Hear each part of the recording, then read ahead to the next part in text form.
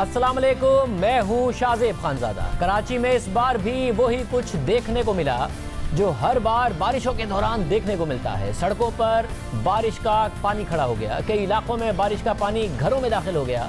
सड़कों पर पानी जमा होने की वजह से ट्रैफिक जाम हो गया। शहरी कई घंटों तक ट्रैफिक जैम में फंसे रहे। मुख्तलिफ इलाकों में बिजली चली गई। मुख्तलिफ हादसात में 10 अफराद की मौत वाक़या हो गई। गुज़िश्ता 2 दिनों की बारिशों में कराची के लोग अजियत से दो चार हैं। औरंगी टाउन, सुरजानी टाउन, गुलिस्तानी जौहर, कामरान चौरंगी और इसके अतराफ के इलाके, गुलशन चौरंगी, नीपा चौरंगी, ईसा Nagri, Ayesha Manzil, civic centre Nazimabad, north Nazimabad, KDA Chowrangi, north Karachi, PCHS block 6, इन सब इलाकों में बारिश की वजह से सड़कों पर पानी खड़ा हो गया। कराची में 38 बड़े और 500 से ज़ायद छोटे नाले हैं, लेकिन इन नालों के इतराफ कानूनी और गैर कानूनी आबादियाँ कायम हैं और उस पर इन बरसाती नालों में कचरा भरा है। इस बार बारिशों के बाद चंद दिन पहले नालों की सफाई का काम शुरू हुआ था और इसके लिए वर्ल्ड बैंक का ताबून भी सिंध हुकूमत को हासिल है। इस साल वर्ल्ड बैंक से सिंध हुकूमत को $8 मिलियन मिले, मगर काम वक्त पर शुरू नहीं हो सका, फिर मुकम्मल नहीं हो सका। 12 साल से सूबा सिंध में पीपल्स पार्टी की हुकूमत है और 12 साल में जब बारिश होती है तब ये मसला सामने आता है। बल्दियाती इंतखाबात हुए मगर मुंतखब नुमाइंदों का शिकवा है कि उन्हें फंड्स नहीं मिलते, उनके पास इख्तियारात नहीं है। खुद सिंध हुकूमत अब तक कराची का कोई बड़ा प्रोजेक्ट नहीं दे सकी। हर दफ़ा बारिशों के बाद रिवायती बयानात दिए जाते हैं। अब मामला क्यों इस दफ़ा भी वही हुआ, क्यों सिंध हुकूमत कराची पर तवज्जो नहीं देती, हम बात करेंगे। वज़ीर इत्तलात सिंध और वज़ीर बल्दियात नासिर हुसैन शाह साहब हमारे साथ मौजूद हैं। शाह साहब बहुत शुक्रिया। शाह साहब, 12 साल हो गए आपकी हुकूमत को और 12 साल में जब बारिश होती है वही कहानी दोहरा दी जाती है। नाले साफ नहीं होते। आज भी Ayesha Manzil, KDA Chowrangi, Liaquatabad underpass, Orangi town, Golimar, Kashmir Mohalla पानी भर गया। लोग अजियत का शिकार हो गए, अमवात वाक़या हो गई। 12 साल हो गए, वही हर साल स्क्रिप्ट रिवाइज होता है जब भी बारिश होती है कराची में। जी बिल्कुल, इश्यूज़ हैं और आपके तवस्सुत से जिन लोगों को मसाइल दरपेश हैं, तकालीफ हैं, उनसे माज़रत भी करता हूँ और किसी और के ऊपर भी ज़िम्मेदारी नहीं डाल रहा कि KMC का काम है, DMC का काम है। ज़ाहिर है सिंध गवर्नमेंट का काम है और हमारा काम है। मैं सिर्फ ये अर्ज़ कर दूँ कि ज़रूर इशू हुए हैं, बहुत सारी जगहों पर कुछ देर के लिए पानी ज़रूर रुका है। नशेबी जो इलाके हैं वहाँ पानी मौजूद है, कुछ नालों में भी इश्यूज़ आए हैं। लेकिन अगर आप थोड़ा सा माजी में चले जाएं कि जब ये सारी बड़ी शाहराएँ बिल्कुल बंद हो जाती थीं, इस तरह की बारिश में 2-2 दिन बंद होती थी, मफलूज हो जाते थे सब लोग। इस दफ़ा बहुत सारी शाहराएँ मोटरेबल रहीं और यहाँ रुकी भी तो 2 घंटे के बाद पानी उतर गया और ये इसी वजह से मुमकिन हुआ कि सिंध गवर्नमेंट ने कुछ काम यहाँ पे किया है, लेकिन उसके बावजूद इश्यूज़ हैं। सब इश्यूज़ हैं मगर कोई प्लान नज़र आता है कि हाँ जी हमने पिछले साल की गलतियों से सीखा और उसके बाद ये हमारा प्लान है इस सूरत हाल से निमटने का अगर बारिशें ज़्यादा हो गई। वो प्लान नहीं दिखता कराची के लिए आप लोगों का 12 साल की हुकूमत करने के बावजूद भी। हमने एक प्लान बनाया था वर्ल्ड बैंक के साथ कि कोई 2 माह पहले ये शुरू कर दें इसकी सफाई प्रॉपर तरीके से, जो इस वजह से ना हो सकी कि कोविड-19 की वजह से वर्ल्ड बैंक के लोगों को यहाँ आना इशू हो रहा था।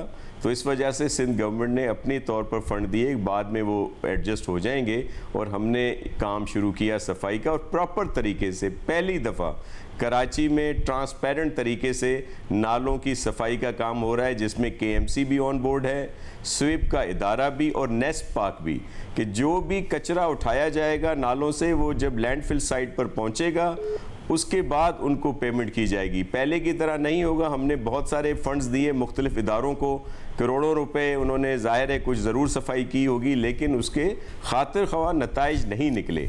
इस वक्त अगर 25% भी इस पर काम हुआ है, क्योंकि थोड़ा डिले ज़रूर हो गया था, हमें बहुत पहले शुरू करना था लेकिन कोविड की वजह से डिले हुआ।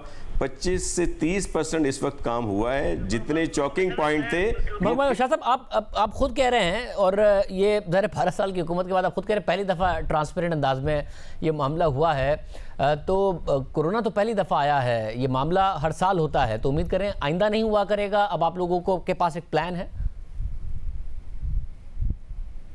मैं आपको अर्ज़ करूं शाहजेब साहब, आप भी यहाँ के डायनामिक्स पूरे इलाकों से वाकिफ़ हैं कि यहाँ पे पहले क्या होता था, अगर बारिश होती थी तो सारे बड़ी आर्टरीज जो हैं बंद हो जाया करती थी। इस दफ़ा सब मोटरेबल रही हैं। कहीं पे थोड़ा इशू ज़रूर रहा है 1-2 घंटे का, फिर ट्रैफिक भी जैम हो जाता है क्योंकि कुछ जाहिर है लोगों को परेशानी होती है तो वो दूसरी सिमत से भी आने की कोशिश करते हैं, फिर वहाँ पे ट्रैफिक जैम होता है। ये इश्यूज आ रहे हैं, लेकिन इस वक्त अभी ये जो टाइम है, अभी इस वक्त देखें तो बहुत सारी शाराएँ मोटरेबल हैं और वहाँ से पानी भी उतर चुका है। शाराए पाकिस्तान पर थोड़ा इशू ज़रूर है लेकिन काफ़ी हद तक बेहतर हो चुका है। औरंगी नाले में प्रॉब्लम था लेकिन वो अब बिल्कुल सही है। वैसे अगर आप कह रहे हैं कि आइंदा ऐसी सिचुएशन नहीं होगी, आपको इस बात का इदराक और एहसास है कि अगर पाकिस्तान पीपल्स पार्टी, जो अपने आप को एक नेशनल लेवल की पार्टी कहती है, अगर उसने राइज करना है तो कराची फेस है सिंध का, और लाहौर और कराची में एक बहुत बड़ा फ़र्क नज़र आता है। एयरपोर्ट से लैंड करें उसके बाद फ़र्क नज़र आता है कि कराची जो आगे हुआ करता था कितना पीछे रह गया है। आपके 12 साल के दौर में कोई काम उस तरीके से नहीं हुआ। ट्रांसपोर्ट का वादा करते हैं नहीं पूरा करते, सफाई का वादा करते हैं पूरा नहीं करते, कचरा उठाने का वादा करते हैं नहीं पूरा करते, पानी देने का वादा करते हैं नहीं पूरा करते, पानी सफाई का वादा करते हैं नहीं पूरा करते। मुस्तकिल बुनियादों पर इस शहर के मसाइल के हल की आप लोगों को ज़रूरत है, इस बात का आपको एहसास है? इन सब पर काम हो रहा है। मैं सिर्फ आपको ये अर्ज़ करूं कि इसीलिए मैं दोबारा बार बार ये बात करता हूं कि पिछले सालों में 2-2 दिन बंद रहती थी शाराएं। अब कुछ काम हुआ है तो मोटरेबल हैं, लेकिन इनको मज़ीद बेहतर होना चाहिए और वो हम लोग काम कर रहे हैं। ट्रांसपोर्ट पर भी काम हो रहा है, BRTs पर मुख्तलिफ जगहों पर डिले ज़रूर हुआ है और उसके लिए ज़ाहिर है हम माज़रत ख़्वाह हैं, हमें कर देना चाहिए था लेकिन उसमें कुछ डिले आई हैं। अनकरीब इंशाल्लाह ये सारी चीज़ें होंगी।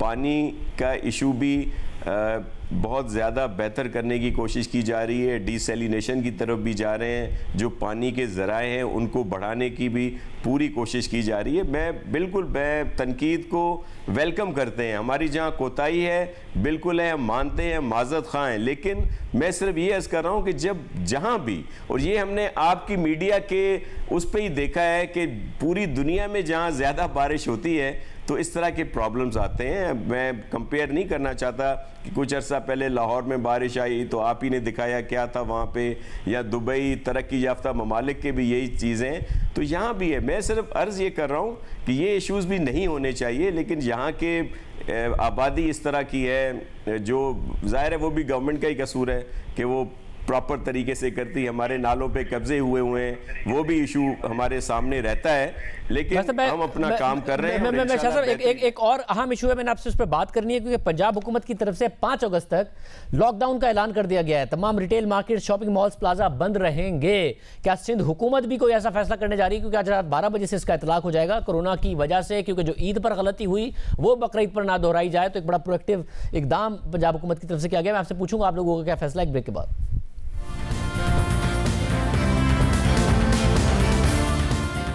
दुनिया के कई ममालिक में कोरोना वायरस की शिद्दत बरकरार है, और जिन ममालिक में कोरोना वायरस का फैलाव बहुत ज़्यादा है उनमें अमेरिका, ब्राज़ील और भारत शामिल है। भारत में गुज़िश्ता 24 घंटे में अब तक के सबसे ज़्यादा 50,500 से ज़ायद केसेस रिपोर्ट हुए हैं, 700 से ज़ायद अमवात हुई हैं। मगर अच्छी खबर यह है कि इसके मुकाबले में पाकिस्तान में कोरोना केसेस और अमवात में मुसलसल कमी आ रही है। दुनिया में कोरोना का फैलाव एक बुरी खबर है, पाकिस्तान में कमी आना एक अच्छी खबर है। 24 घंटे में मुल्क भर में गुज़िश्ता 3 माह की सबसे कम अमवात रिपोर्ट हुई हैं, जबकि पंजाब में गुज़िश्ता 24 घंटे में कोरोना से कोई हलाकत नहीं हुई, और कराची में आज 3 माह के सबसे कम 138 कोरोना के नए केसेस सामने आए हैं। इसी तरह रोजाना की बुनियाद पर पॉजिटिव रेट का तनासुब भी कम हो रहा है। गुज़िश्ता एक हफ्ते में मस्बत केसेस का रेट जो गुज़िश्ता महीने 24% तक पहुंच गया था, अब कम होकर 8% से भी नीचे आ गया है। गुज़िश्ता 24 घंटे में तो 5.33% रहा।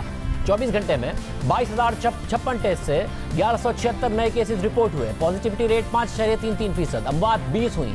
ये गुज़िश्ता 3 माह की कम तरीन अमवात थी। इसी तरह 25 जुलाई को 23,254 टेस्ट में से 1226 केसेस रिपोर्ट हुए। मस्बत केसेस 5.27% रहे, यानी अब ये एक ट्रेंड बनता जा रहा है कि पॉजिटिव रेट कम है। वज़ीर-ए-आज़म इमरान खान भी कोरोना केसेस और अमवात में कमी पर मुतमईन है, मगर साथ ही उन्होंने खबरदार किया है कि एहतियात ना की तो केसेस दोबारा बढ़ सकते हैं। ईद उल अज़हा और उसके बाद मुहर्रम में सबको ज़ाती तौर पर जिम्मेदारी लेनी चाहिए। उन्होंने शहरियों को फेस मास्क इस्तेमाल करने की भी ताकीद की। वजीर आजम ने ईद पर एहतियात की हिदायत की ताकि कोरोना वायरस दोबारा ना फैल सके।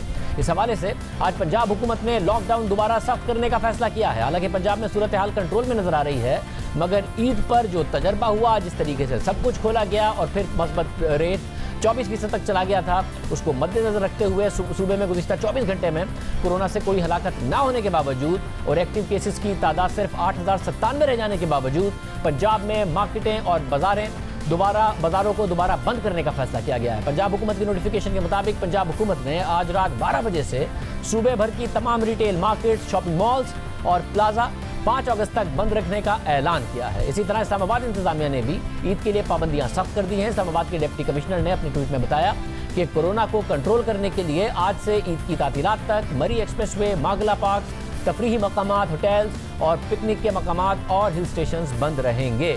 पंजाब हुकूमत की पाबंदियों के फैसले को ताजिरों ने मुस्तरद कर दिया है। ताजिरान पाकिस्तान तंजीम ने अपने बयान में कहा है कि ईद से पहले बाजार बंद करने का फैसला किसी सूरत में कबूल नहीं है। हुकूमत की गलत हिकमत अमली और फैसले ही कोरोना वायरस को फैलाने का सबब बन सकते हैं। सिंध इस मामले में क्या करेगा, सैयद नासिर हुसैन शाह साहब से दोबारा पूछ लेते हैं। शाह साहब, आप क्या फैसला करेंगे? ज़ाहिर ईद का जो तजर्बा था उस पर बहुत तेज़ी से फैला। उससे पहले सूरत हाल पाकिस्तान में कंट्रोल में थी, मस्बत रेट 10% तक था, फिर 24-25% तक गया। ना खोला जाता इस तरीके से, जिस तरीके से खोला गया और SOPs पर अमल दरामद कराया जाता तो हज़ारों जानें बच जाती। अब आपका क्या फैसला है? आपको लगता है आप SOPs पर अमल दरामद करा सकते हैं या वही करेंगे जो पंजाब ने किया?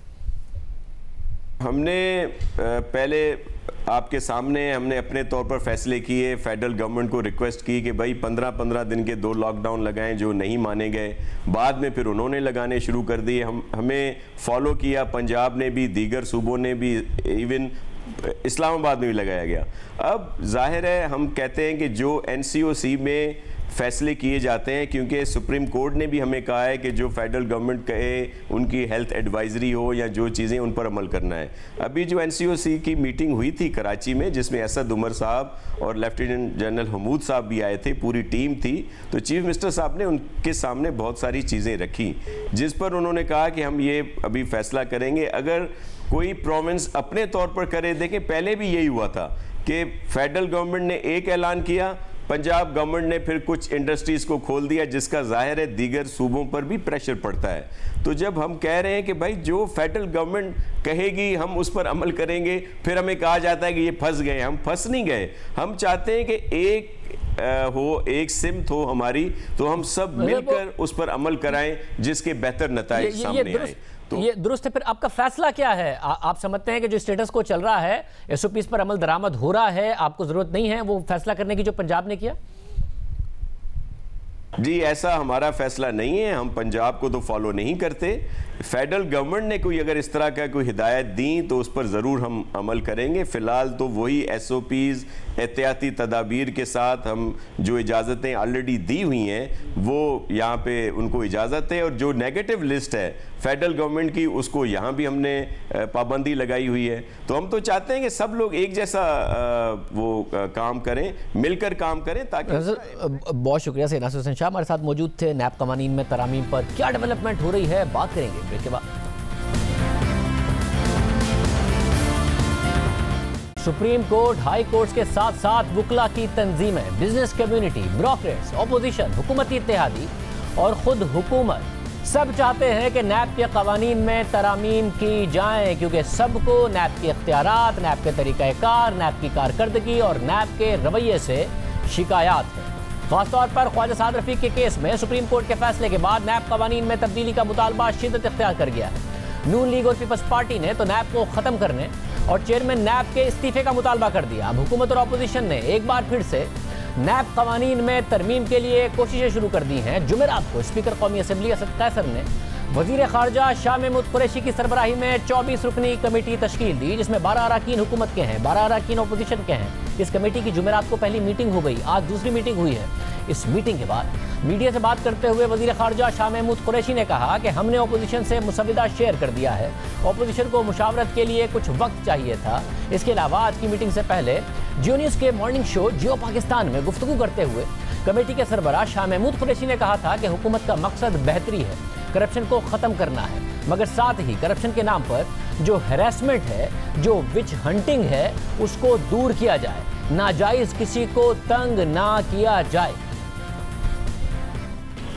देखिए, हमारा मकसद बेहतरी है, हमारा मकसद बेहतरी है। हमारा मकसद जो है कि जो इस मुल्क में करप्शन है उससे निजात दिलवाना है, और करप्शन के नाम पर लोगों को अगर बिला वजह हैरेस किया जाए या विच हंटिंग की जाए, उसको दूर किया जाए।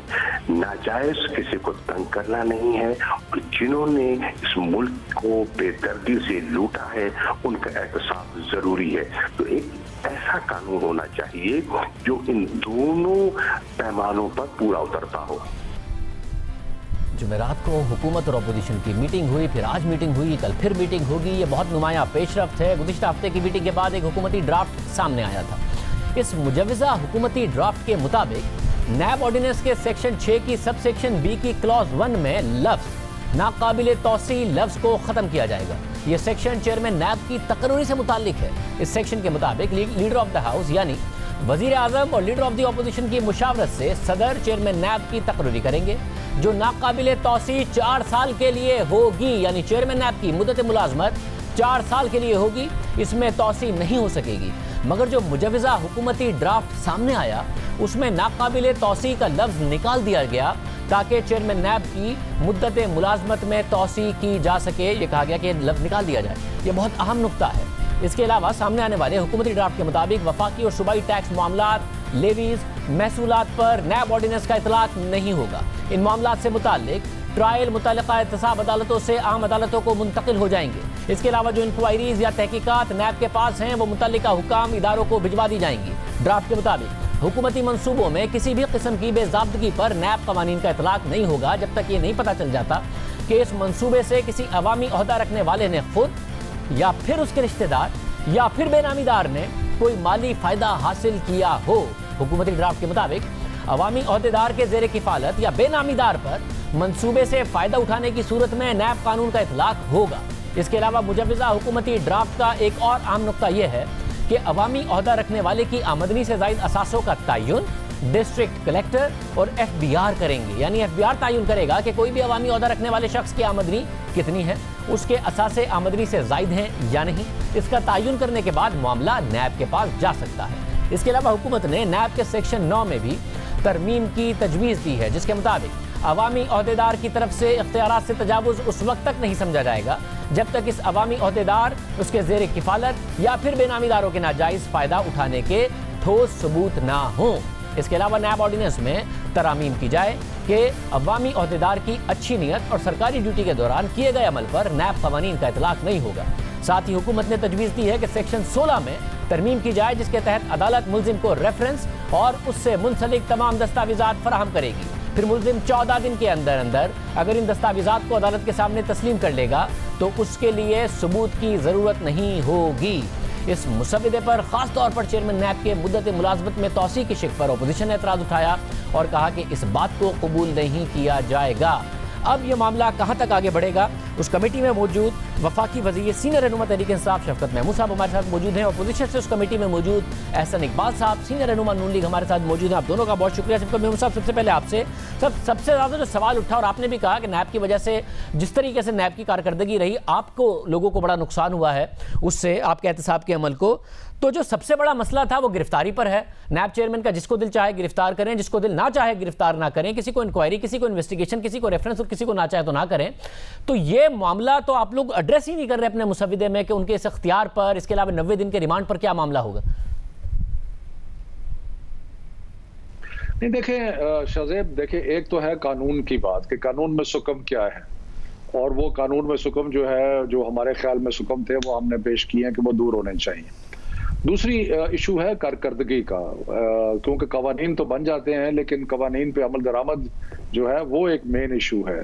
और उसमें पोजीशन ये है कि अगर आप अरेस्ट कर लेंगे और उससे पहले इन्वेस्टिगेशन, इंक्वायरी सही नहीं करेंगे, इंक्वायरी से इन्वेस्टिगेशन पे नहीं पहुंचेंगे और इन्वेस्टिगेशन से प्रोसिक्यूशन पे नहीं पहुंचेंगे, तो फिर वो अरेस्ट करने का जो सारा इख्तियार है आपका, जो कि इसलिए दिया गया था कि मुल्ज़म जो है वो फरार ना हो सके तो उसको वो भी मुतनाज़ा बन जाएगा। तो मेरा ख्याल है कि अगर परफॉर्मेंस बेहतर करनी है नैब की तो उसमें एक तो कानून में जो हमने रद्द-बदल प्रपोज किया वो होना चाहिए, लेकिन उसके साथ साथ उनकी इंक्वायरीज की एबिलिटी, उनकी इन्वेस्टिगेशन की एबिलिटी, उनकी प्रोसिक्यूशन अब क्यों मुतनाज़ा होता है और क्यों इससे हमें नुकसान पहुंचा है, जो मैंने आपने जिस स्टेटमेंट का हवाला दिया वो इसलिए कि अगर आप किसी को 1 साल गिरफ्तार रखें और चालान भी पेश ना करें तो फिर लोग कहेंगे कि जी ये क्या गिरफ्तारी है कि आपने 1 साल से रखा हुआ है, चालान भी नहीं पेश किया। तो हम समझते हैं कि इसके अंदर कानून के अलावा कारकर्दगी का बहुत सारा आंसर है। मतलब मगर कारकर्दगी और गिरफ्तारी दोनों नजर आया है कि आपस में लिंक्ड हैं, क्योंकि कारकर्दगी और कॉम्पिटेंस का मसला है। जब एलएनजी केस है या फिर आशियाना उठा के देखें, साद रफीक साहब का हालिया केस उठा के देखें तो नजर आता है कि नैब के पास या तो कुछ होता नहीं है या फिर जो उनके इन्वेस्टिगेटर्स हैं उनमें सलाहियत नहीं होती है इतने कॉम्प्लिकेटेड कॉन्ट्रैक्ट को समझने की, जो कि एलएनजी का था। सवालात अगर आप देखें तो आपको एहसास होगा कि किस किस्म के सवालात किए जा रहे हैं। जब वो सलाहियत नहीं होती तो फिर ये गिरफ्तार करते हैं कि खुद मुलजिम से कुछ निकलवा लें, फिर जब मुलजिम से कुछ नहीं निकलता तो गिरफ्तार एक केस में किया गया। ऐसी मुतादिद मिसालें मौजूद हैं, मगर बना दिया गया एसिड बियॉन्ड मींस का केस और फिर वो बंदा भुगतता रहा है। महीनों महीनों लोग इस चक्कर में नैब की हिरासत में रहे और गिरफ्तार रहे। इस मामले को कैसे एड्रेस करेंगे? कॉम्पिटेंस से ही लिंक्ड है। देखिए बात यह है शाहजेब के जब मैं ये कहता हूं कि इनकी जो कमजोरियां हैं उसकी वजह से एहतसाब का अमल मुतासर हुआ है, तो उसका मतलब है ही ये कि जो आप बात कर रहे हैं कि ये सब कुछ करने के साथ साथ जब नहीं कुछ करते और कोई नतीजा बरामद नहीं होता या चालान पेश नहीं होता या लोगों को प्रोसिक्यूशन सही नहीं होती और पनिशमेंट नहीं होती तो बड़े बड़े चोर डाकू जो हैं वो बड़े हरे भरे हो के बाहर आ जाते हैं और वो इस सारे निज़ाम को गालियां बकते हैं और सुरखरू हो जाते हैं। तो अगर नैब के कवानीन का मतलब या नैब के अदारे का मतलब ऐसे लोगों को सुरखरू तो करना नहीं था जिन पे अरबों रुपए के करप्शन के इल्जाम है, तो मैंने यही कहा कि देखें एक इशू है कि इसको कानून में कोई तब्दीली की जाए, वो हमने प्रपोज कर दी। लेकिन देखिए आपने खुद जो मिसाल दी भाई, अरेस्ट उस वक्त करें कि जब आपके पास इंक्वायरी के बाद इन्वेस्टिगेशन का स्टेज और उसके बाद जब प्रोसिक्यूशन के स्टेज पे आप पहुंचते हैं और आप समझते हैं कि आपके पास इतनी एविडेंस मौजूद है कि आप एक प्लॉजिबल प्रोसिक्यूशन कर सकते हैं तो जरूर अरेस्ट करें। सो अरेस्ट इटसेल्फ जो है उसका अख्तियार आर्बिट्री नजर आता है, लेकिन हमारे मुल्क में जहाँ एहतसाब नहीं होता वहां पे अरेस्ट की पावर जो है वो इटसेल्फ इशू नहीं है। इशू ये है कि उसको आप इस्तेमाल कैसे करते हैं। अगर उसको आप इस्तेमाल बगैर प्रॉपर इन्वेस्टिगेशन और प्रॉपर इंक्वायरी के करेंगे तो फिर यकीनन यही होगा जो हो रहा है कि लोग बैठे रहते हैं और उन पर चालान नहीं होता। और मुझे यकीन है कि बहुत सारे ऐसे हैं जिन्होंने वाकई लूट मार की है, जिन्होंने वाकई नुकसान पहुंचाया मुल्क को, लेकिन वो भी अब नारे मार रहे हैं कि ये बड़ा बुरा अमल है और ये है वो है। सब इस बात को साबित होना था ना कि किसी ने लूट मार की है। अरबों रुपए की जाती करप्शन का इल्जाम तो बहुत सारे मुतादिद केसेस हैं जिनमें इन्होंने इतनी लंबी गिरफ्तार करके लोगों को रखा, उन पर जाती करप्शन का इल्जाम भी नहीं था अरबों रुपए का। साथ में गिरफ्तार करना क्यों है ईसीएल में डाल दें। ज्यादातर लोग जो गिरफ्तार किए गए वो थे जो पेश हो रहे थे, मुल्क से बाहर से वापस आ गए थे, हसन इकबाल साहब भी पेश होने के लिए, तो उसके बावजूद गिरफ्तार किया। अगर इनके पास इन्वेस्टिगेशन के बाद बहुत ज्यादा एविडेंस मौजूद है तो प्रोसिक्यूट करें, मुजरिम साबित करें और उसके बाद अदालत खुद सजा दे देगी। इन्होंने क्यों गिरफ्तार करना है? क्यों नहीं आप कदगन लगा रहे इस बात पर कि भाई ये गिरफ्तारी क्यों करनी है? अगर एक इंसान पेश हो रहा है आपके सामने, क्यों उसकी आपने आजादी सलब करनी है? नहीं, मेरा ख्याल है कि हम किसी तरह के जो पावर को डाइल्यूट करने के हक में नहीं है, लेकिन हम पावर के प्रॉपर इस्तेमाल करने के हक में है। और जो हमने बिजनेसमैन और सिविल सर्वेंट्स के लिए प्रपोज किया वो इसलिए है कि प्रोसीजरल चीज़ों की वजह से जो हुकूमत का निज़ाम मफलूज हो रहा था और टैक्सेशन और बाकी मामलात की वजह से जिसमें नैब घुस रही थी उसकी वजह से बिजनेस कम्युनिटी जो है अफेक्ट हो रही थी।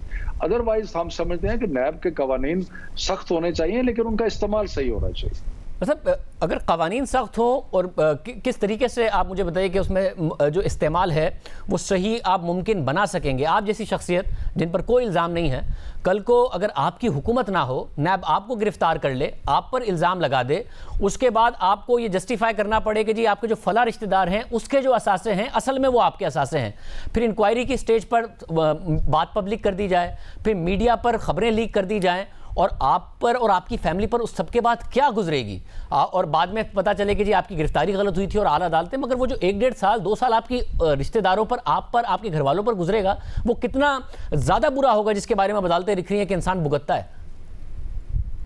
देखिए, मैं आपकी सारी बातों से तकरीबन एग्री करता हूं। देखिए, बात यह है कि जो मैंने पहले गुजारिश की थी और दूसरे प्रोग्रामों में भी कह चुका हूं, पब्लिकली भी कह चुका हूं, कि इस सब चीज का नुकसान जो है हमारी गवर्नमेंट को क्यों हमें नुकसान हुआ है कि हमारा जो मैनिफेस्टो था, जो मंशूर था, जो हमारे अहदाफ हैं, वो इस मुल्क में एक बेलाग किस्म की एहतसाब का अमल है। जिन लोगों ने इस कौम को लूटा है उनका पूछगिछ होनी चाहिए, उनको सजा मिलनी चाहिए, क्योंकि करप्शन ने बर्बाद कर दिया है इस मुल्क को।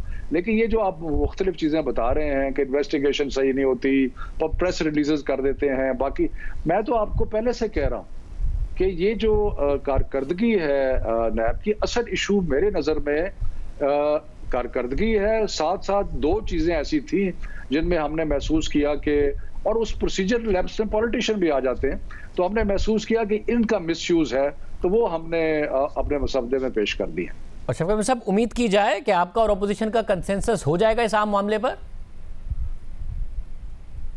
मैं आपको एक चीज कह सकता हूं शाहजेब, ब्रॉडली, कि अगर तो अपोजिशन ने ऐसा मसवदा पेश किया जिससे समझें कि नैब का जो कानून है वो बिल्कुल ही मफलूज होकर रह गया और ये एहतसाब का अमल जो है वो अंग्रेजी में कहते हैं comes to a grinding halt, तो वो हमें बिल्कुल एक्सेप्टेबल नहीं होगा। ये तो मैं आपको क्लैरिटी से कह सकता हूँ। और लेकिन अभी हम लेट्स सी कि वो क्या मसवदा पेश करते हैं। हमने कल भी उनको जुमे वाले दिन भी कहा था, आज भी कहा है कि अपना मसवदा दें ताकि हमें पता तो चले कि आप चाहते क्या हैं। तो वो अभी तक हमें मौसूल नहीं हुआ, और जब वो मिलेगा तो फिर मैं उसको ज़्यादा, लेकिन मैं अमूमी तौर पे आपको कह सकता हूँ कि अगर कोई ऐसा मसवदा आया जिससे ये हुआ। देखे ना, एक और चीज़ भी है शाहजेब, जरा ज़हन में रखने की ज़रूरत है कि जो फैटफ के कानून है जिनके साथ नथी किया जा रहा है अपोजिशन के कुछ लोगों की तरफ से इस नैब के कानून को, फैटफ के कानून ऐसे हैं जो पाकिस्तान के लिए पास करना ज़रूरी है। वो कोई तहरीक इंसाफ का या किसी का, वो पाकिस्तान का एजेंडा है, पाकिस्तान को करना है। तो मुझे उम्मीद है कि अपोजिशन जो है वो इन दो चीज़ों को आपस में नथी नहीं करेगी, और जो कौमी मुफाद में फैटफ के सिलसिले में कवानीन है उनको पास करेंगे, और ये नैब की जो इश्यूज हैं इन पे बातचीत हम करते रहेंगे। अच्छा, मुझे आखिर में ये भी बताइएगा कि जितना अरसा इस इदारे को हो गया है, नैब को, कोई एक चेयरमैन ऐसा नहीं गुजरा जिसके बारे में कहा जाता हो कि जी वो चेयरमैन बहुत अच्छे थे और उनके दौर में नैब की कारकर्दगी बहुत बेहतर थी और सियासी इंजीनियरिंग नहीं होती थी। और ये जो चेयरमैन नैब हैं, इनके बारे में तो, जो नैब के बारे में इनके होते हुए अदालतें क्या लिख रही हैं, इनसे तो इस वक्त मुख्तलिफ बार्स इस्तीफ़े का मुतालबा कर रही हैं, मुख्तलिफ वकला जो है बार से ताल्लुक़ रखने वाले वो इस्तीफ़े का मुतालबा कर रहे हैं। आप इनकी मुद्दत मुलाजमत में तौसी की बात कर रहे हैं कि एक्सटेंडेबल हो जाएगा टेन्योर? वो बिल्कुल हमारा ड्राफ्ट नहीं था, वो उसमें कोई क्लरिकल मिस्टेक होगी, कोई टाइप, ये हम बिल्कुल उसको अंदर कोई तब्दीली नहीं चाह रहे। जो हमारा नया है उसमें एक्सटेंडेबल का लफ्ज़ नहीं है। आप नहीं जा रहे, ये बड़ी अहम बात है। शफकत महमूद साहब की तफसीली गुफ्तगू आपने सुनी। एहसन इकबाल साहब हमारे साथ मौजूद है। एहसन इकबाल साहब, बहुत शुक्रिया। एहसन इकबाल साहब, ये जो अहम बात की गई है शफकत महमूद साहब की तरफ से, वो ये है कि आप FATF से किसी तरह से नथी करना चाह रहे हैं। आप लोग चाहते हैं कि एहतसाब का इदारा ही ख़त्म हो जाए। ये बात काबिल कबूल नहीं है। बाकी आपकी बातें सुनी जा सकती हैं और एक कंसेंसस पर पहुँचा जा सकता है। शाहजेब, पहली बात तो मैं ये कहना चाहूँगा कि अपोजिशन नैब के नाम पर कोई कंसेशन नहीं मांग रही। हमारा सिर्फ हुकूमत से एक मुतालबा है कि सुप्रीम कोर्ट पाकिस्तान की आला अदालतों ने जो ऑब्जर्वेशंस दी हैं, जो डायरेक्शंस दी हैं नैब के कानून को आइन और कानून से हम आहंग करने के लिए, हुकूमत उन पर अमल पैरा हो। हम अपनी पास से कोई कंसेशन नहीं मांगते, कोई रियायत नहीं मांगते। हम भी एहतसाब पर यकीन रखते हैं, लेकिन हम एक ऐसे एहतसाब पर यकीन नहीं रखते जिसे सुप्रीम कोर्ट ने कहा है कि वो लाइन के एक तरफ तो चलता है, लाइन के दूसरी तरफ उसकी आंखें बंद हो जाती हैं। हम ऐसे एहतसाब पर भी यकीन नहीं रखते जिसको वो चाहे उसको रेफरेंस तक भी खुला फिरने की इजाज़त दे, और जिसको वो चाहे इंक्वायरी भी ना हुई हो और पहली समात के ऊपर पकड़ ले। आज आप मीर शकील रहमान साहब को देख सकते हैं, मैं खुद उस किस्म के इंसाफ को भुगत चुका हूँ। चले हम तो फिर भी सोसाइटी के कुछ उन लोगों में आते हैं जिनका शुमार ज़रा अपर लेवल पे होता है। इस वक्त आपको मैं दावत देता हूँ कैंप जेल लाहौर जाएं। नैब की कस्टडी में पिछले 2-3 साल से ऐसे ऐसे गरीब लोग बंद हैं कि जिनके रिश्तेदार उनकी मुलाकात के लिए भी 6-6 महीने नहीं आ सकते। 50-50 हज़ार, 40-40 हज़ार के छोटे छोटे केसेस हैं, उस पे उनको बेचारों को कई सालों से बंद किया हुआ है। तो ये एक बड़ा बेरहम सा कानून है। और ये जो शफकत साहब कह रहे हैं कि जी प्रोसीजर नहीं ठीक, भाई आप तो सारे आए एहतसाब के नाम पे थे। अगर आप एहतसाब का एजेंडा था तो आपको तो चाहिए था पहले ही महीने में नैब को बुला के कहते कि आपको प्रोसिक्यूशन के लिए क्या वसाइल चाहिए, आपकी क्या बॉटलनेक्स हैं। हम चाहते हैं कि आपको अपने काम में मुकम्मल तौर पे हम प्रोफेशनल करें ताकि आप हमारा एजेंडा मुकम्मल करें। आज 2 साल बाद भी नैब की हालत यह है कि जो वो लोगों को गिरफ्तार करती है उनके कई महीने रेफरेंस नहीं पेश कर सकती। देखिए मेरे केस में हर महीने एहतसाब अदालत में मैं पेश होता हूं और जज इनको ताकीद करते हैं। 4 महीने हो गए हैं मुझे जेल से निकले हुए, अभी तक नैब रेफरेंस नहीं जमा करा। तो ऐसा इकबाल साहब, इस सूरत में आप लोगों का क्या प्रपोजल है? क्योंकि वो कह रहे हैं आपका तो ड्राफ्ट अभी आया ही नहीं है, हुकूमत का ड्राफ्ट तो जुमेरात से सामने है। आप किस बात? जी, हमारा ड्राफ्ट सुप्रीम कोर्ट के फैसले हैं। हम कहते हैं कि जो अदालतों ने हदायत दी हैं, मिसाल के तौर पे रिमांड जो है वो एक गैर आइनी और गैर कानूनी है कि आपके CRPC में 14 दिन का रिमांड है, यहाँ पे 90 दिन का है। फिर इन्होंने फैटिफ को जोड़ दिया बीच में। अभी ये कह रहे थे नेशनल वो हमारा एजेंडा है। ये फैटिफ के गार्ब में एक नैब का परदादा हम पर बिठाना चाह रहे थे, यानी कि अभी हम नैब में 90 दिन को रो रहे हैं कि बगैर आप बेल के रिमांड में उठा सकते हैं। फैटिफ के अंदर इन्होंने ये प्रोविजन डाली थी कि 6 महीने के लिए बंदा गायब किया जा सकता है, कोई उसकी बेल नहीं होगी। अब जब हमने वजीर साहब से पूछा जो फैटिफ को डील कर रहे हैं कि ये बताइए कि क्या फैटिफ ने आपको ये शराइत भेजी हैं, तो वो चुप। क्या ये आपकी अपनी इख्तरा है? तो बोले कि जी हम जरा अपनी सीरियसनेस दिखाने के लिए सख्त सजाएं तजवीज़ कर रहे हैं। तो मैंने कहा भी फैटिफ ने आपको ये तो नहीं कहा कि इंसानी हकूक को पामाल करें, एक फैशिस्ट एजेंडा लाएं। और फिर जो नैब का इन्होंने कानून हमें पेश किया, ये गलत फरमा रहे थे कि हमने एक्सटेंशन तजवीज़ नहीं दी। जो इनका इब्तदाई मुसवदा था उसके अंदर ये नैब के चेयरमैन को, डिप्टी चेयरमैन को, प्रोसिक्यूटर जनरल को एक्सटेंशन तजवीज़ कर रहे थे। उस पर अपोजिशन ने और मीडिया ने और सिविल सोसाइटी ने शोर मचाया तो इन्होंने वापस ले ली। लेकिन इनकी जो नैब की तरमीम की शक्ल है वो PTI का NRO है। इनके जो अपने लोग अब पकड़े जाने वाले हैं, मालम जब्बा रेफरेंस को सामने रख के इन्होंने जो ऑर्डिनेंस बनाया था उसी को ये नैब अमेंडमेंट बिल बनाना चाहते हैं। जबकि सुप्रीम कोर्ट कह चुकी है कि चेयरमैन नैब के जो गिरफ्तारी के इख्तियारात हैं उनको ठीक करने की ज़रूरत है, रिमांड 14 दिन के होने की ज़रूरत है। और इसी तरह जो हमारा मौजूदा आइन और कानून है उससे आप नैब के कानून को हम तो कैसे आप ये कह रहे हैं कि एक तो गिरफ्तारी का इख्तियार लें चेयरमैन नैब से, इसको 14 दिन का रिमांड कर दें, और जो दूसरी चीज़ें हुकूमत के इसमें हैं कि जी टैक्स के मामला टैक्स अथॉरिटीज़ देखेंगी, एसेट बियॉन्ड मींस का अगर आपने केस बनाना होगा तो पहले FBR बताएगा कि जो एसेट है उसकी वैल्यू क्या है, बजाय इसके कि नैब खुद ये मुकदमा बनाना शुरू कर दे। ये इन चीज़ों पर कंसेंसस हो सकता है। और इसी तरह सुप्रीम कोर्ट ने यह भी कहा है कि जो एहतसाब अदालत है उसके पास जमानत का इख्तियार होना चाहिए, चूंकि इस वक्त तमाम लोड जो नैब केसेस का वो हाई कोर्ट्स की तरफ ट्रांसफर हो जाता है कि वहां पर वो जाते हैं। तो जो चीजें सुप्रीम कोर्ट और इसी तरह इस्लामिक शरीयत कोर्ट, इस्लामी नजरियाती काउंसिल नैब कानून के हवाले से गैर इस्लामी करार दे चुकी है, गैर कानूनी करार दे चुकी है और इस तरफ हुकूमत की तवज्जो दिला चुकी है। मतलब मगर आप ये कहते रहेंगे जी जो सुप्रीम कोर्ट ने कह दिया वही होगा, आपको मुसविदा तो देना पड़ेगा हुकूमत को कि जी ये हमारे पॉइंट्स हैं, ये कर दें। वो सारी जो डायरेक्शंस हैं वो हुकूमत को दी गई हैं, लिहाजा ये हुकूमत का फर्ज है कि सुप्रीम कोर्ट की कंप्लायंस करे। हम अगर कोई मुसवदा देंगे ये कहेंगे जी देखो इन्होंने ये रियायत मांग ली, इन्होंने वो रियायत मांग ली। हम कहते हैं कि जो इस मुल्क की आला अदालतों ने आपको हदायत दी हैं उनके मुताबिक आप नैब के लॉ को ठीक करें और इसको PTI के लिए एक NRO ना बनाएं कि आपके जो लोग अब पकड़े जाने वाले हैं कि उनकी जान छूट जाए। तो ऐसा इकबाल साहब, यानी कि आप लोगों की जो भी मीटिंग हो रही है, 2 मीटिंग्स हुई हैं और भी होनी है, वो भी इसी पॉइंट पर हो रही हैं। आप अदालत के फैसले लेके जाते हैं कि जी इन फैसलों पर अमल दरामद करें, आपका अपना कोई मुसविदा नहीं है। जी, हमारा तो यही मौकफ है कि जो आपको सुप्रीम कोर्ट ने हदायत दी हैं, पाकिस्तान की अदलिया ने नैब के हवाले से हदायत दी हैं, आप उनकी रोशनी में नैब के कानून को ढाल के हमारे सामने दें, हम आपके साथ बैठ जाएंगे। और हुकूमत आगे से क्या कह रही है? और हुकूमत आगे से क्या कह रही है? हुकूमत का आगे क्या कहना है? अभी तक जो हुकूमत ने लास्ट ड्राफ्ट दिया था वो तो मैंने जैसे कहा कि वो पीटीआई का एनआरओ था कि जो पीटीआई के मुमकिना बंदे पकड़े जाने वाले हैं उनके रेफरेंसों को सामने रख के बनाया गया कि उनकी जान छुड़ाई जा सके।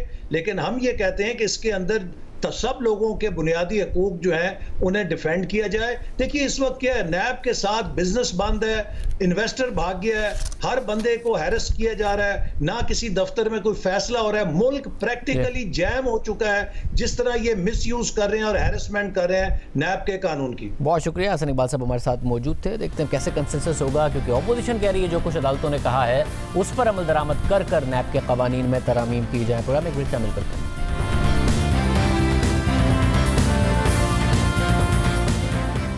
जज अरशद मलिक के केस में अब तक एफआईए को कोई बड़ी कामयाबी नहीं मिल सकी है। 3 मुल्जिमान को अदालत ने बरी कर दिया, एक मुल्जिम की जमानत पर रिहाई हो गई और अब ये केस इंसदादे दहशतगर्दी की अदालत के बजाय फिर से इंसदादे इलेक्ट्रॉनिक क्राइम की अदालत में चलेगा। इस्लामाबाद की इंसदादे दहशतगर्दी की अदालत के जज अपने फैसले में कहा कि ये दहशतगर्दी का केस ही नहीं बनता। अदालत ने केस ट्रायल के लिए वापस इंसदादे इलेक्ट्रॉनिक क्राइम की अदालत मुंतकिल करने का हुक्म दे दिया।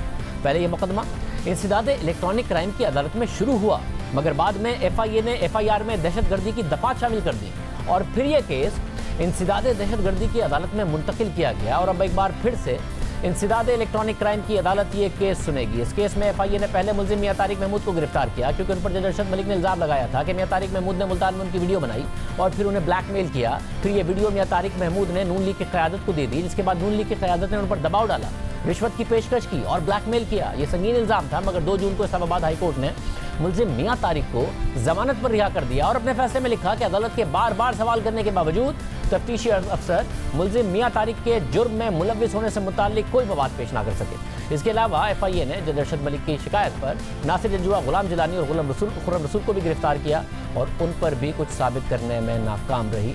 जज अरशद मलिक के खिलाफ अदालत फैसला दे चुकी है। इरादी अल्लाह।